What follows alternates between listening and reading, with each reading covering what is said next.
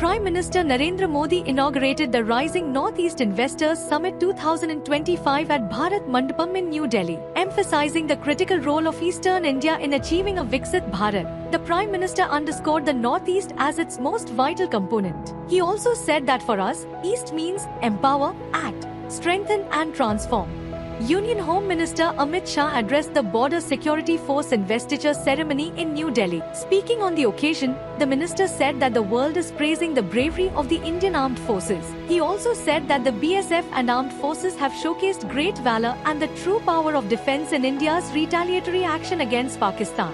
External Affairs Minister Dr. S. Jaishankar met the German Chancellor Friedrich Merz in Berlin. Both the leaders exchanged perspectives on major global issues, including combating terrorism. The minister said that deepening partnership between India and Germany is an important factor of stability in an uncertain world.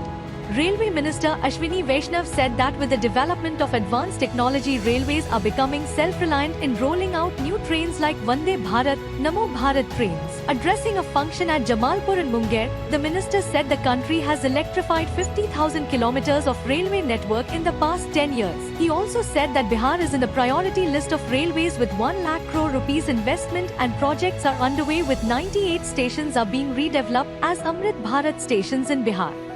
Union Minister for Youth Affairs and Sports Dr. Mansukh Mandavia inaugurated the wheelchair basketball tournament organized by Special Achievers Trust at Manav Rachna University, Faridabad, Haryana.